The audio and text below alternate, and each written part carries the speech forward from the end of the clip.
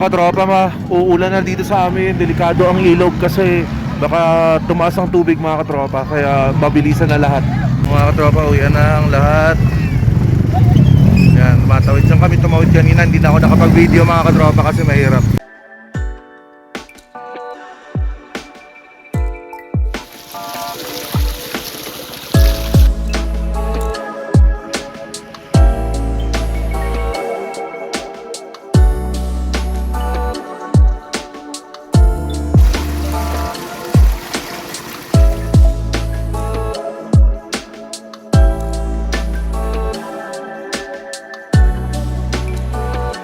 So good morning mga katropa. Nakita ko ninyo yung video natin noong nakaraan sa Davao de Oro.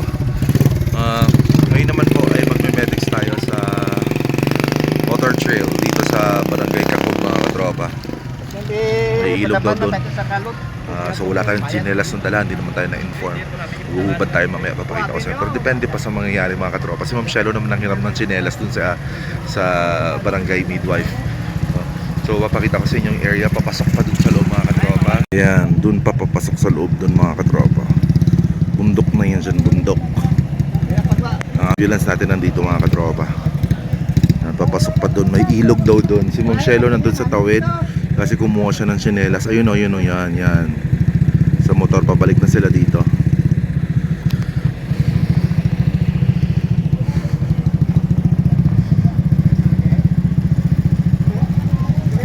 Ang single, puro tabok ka pala tubig. Tabok ka sa pa. Oh.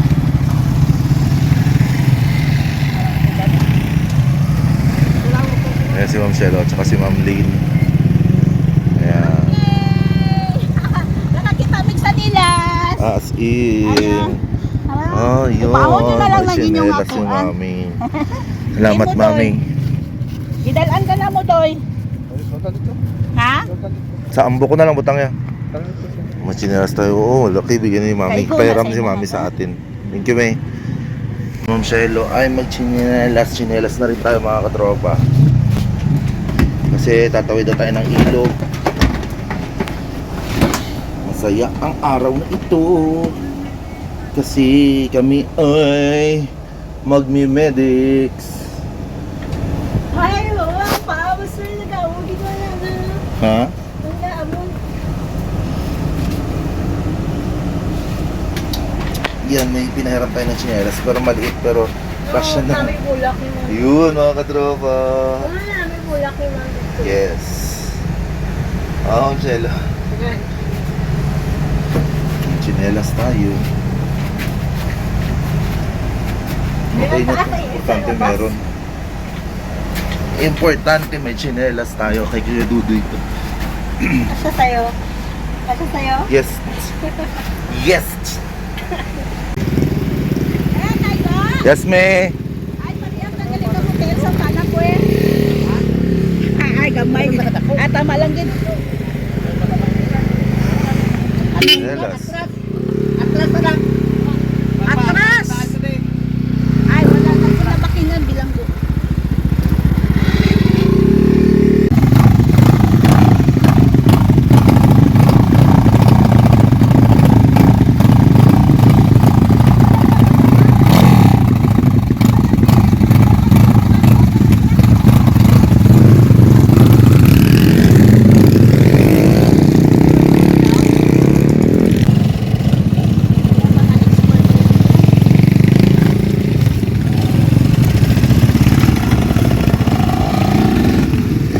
Mga katropa, maatras tayo ngayon.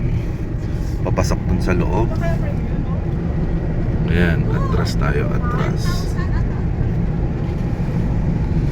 Ayan si Sir Dudoy.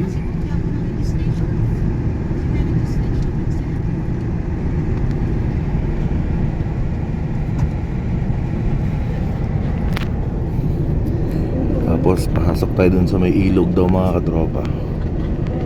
Ano ka lang naging September 1?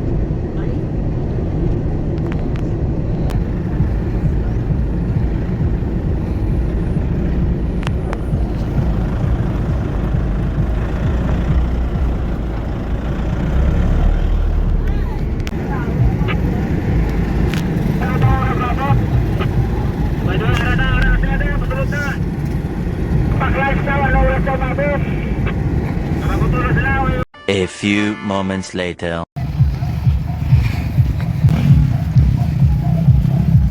So mga katropa, dito tayo pinadaanan doon ng ilog oh.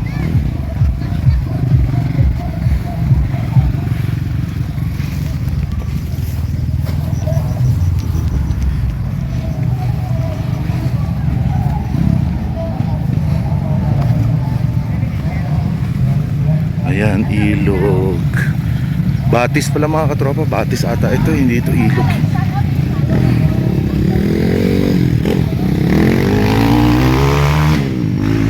Basahan na tayo mga katropa.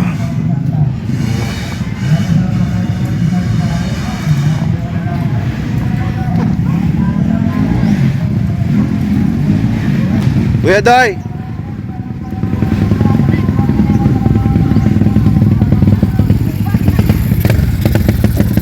Chinelas mo. Hindi ka mo chinelas?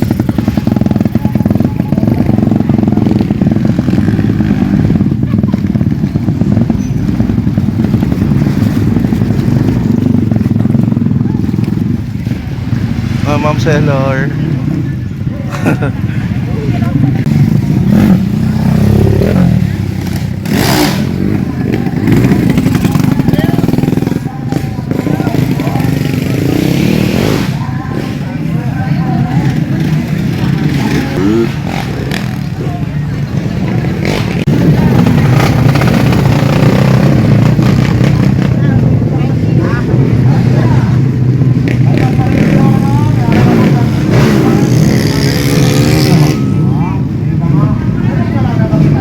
Grabe ka, buday sa ila area, sir ba? Nagligad ng medis kami sa Paraiso. Mas taway-taway at uyagawa.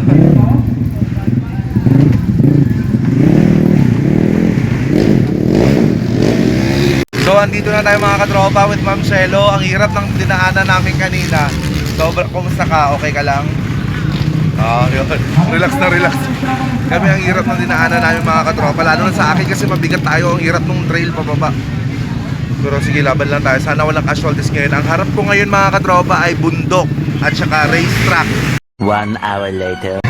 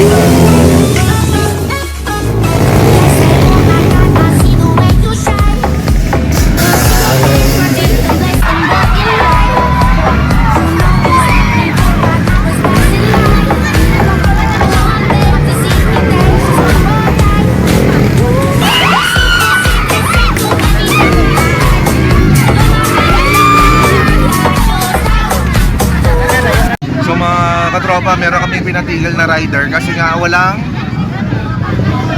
sapatos. So di po pwede yun mga katropa. Kailangan kasi natin protektahan din yung mga riders natin, no? Delikado po, wala tayong doktor na nasa site. So kapag yun ang mangyayari, mahihirapan tayo, tapos tatawid pa kasi ng tatawid pa ng ilog mga katropa para lang madala natin siya sa ambulansya. So hindi mo po pwedeng ganun mga katropa. Kaya kung pwede natin pigilan ang pwedeng mangyari na mga casualties, pipigilan natin. Alio!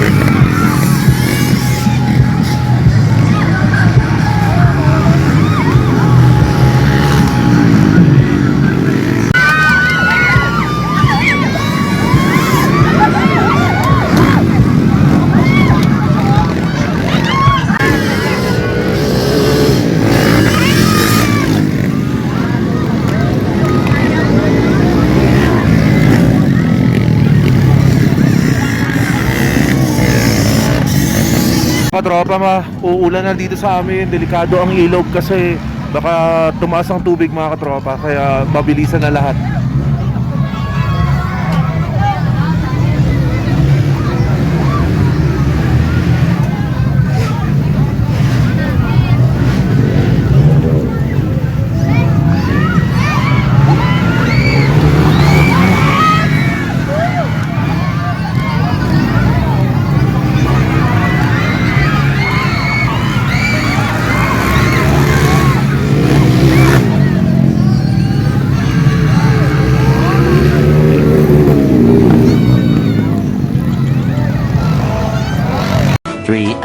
Later. Mga katropa, uwian na ang lahat. Yan, tumatawid lang kami. Tumawid kanina, hindi na ako nakapag-video mga katropa kasi mahirap. Thank you, Mami. Maraming salamat. Si Mami po mga katropa ay registered midwife ng Barangay Kakong. Nandito na ang ambulance natin, no?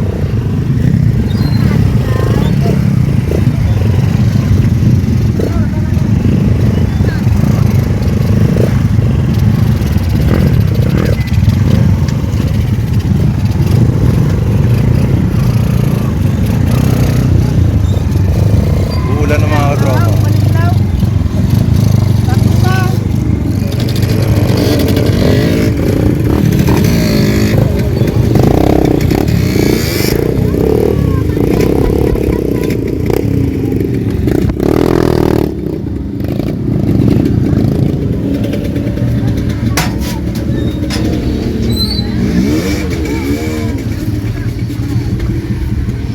Mga katropa, nasa ambulance na ho tayo.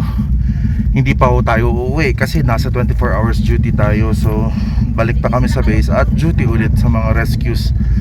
Na si Sir Dudoy ay nagsusuot na ng kanyang rubber shoes. Ako andito pa.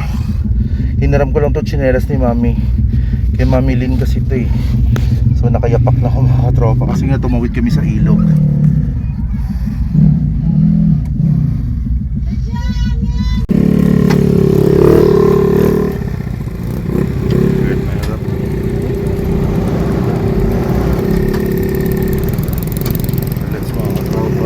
Tayo.